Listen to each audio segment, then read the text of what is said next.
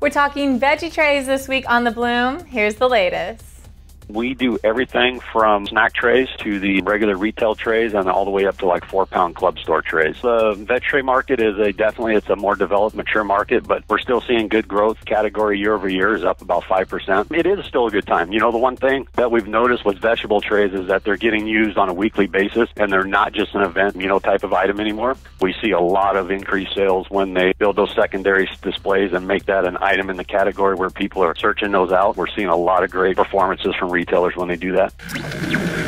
ReadyPack has a line of fruit and vegetable trays that were put together specifically to complement the kinds of occasions that consumers like to use when entertaining guests as well as entertaining family members. What we're seeing is entertaining at home continues to be a very important occasion for consumers, and they also like the homemade appearance of a lot of their own foods, but when they want a fruit and vegetable platter, a lot of the time savings that goes into it that we provide is not having to chop up all of the fruits and vegetables. So it's a very convenient type of product that they can put out as an appetizer ahead of the main meal.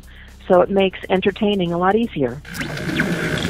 Find out what's happening in the world of asparagus next week on The Bloom. I'm Sarah Hoxie. Thank you for watching.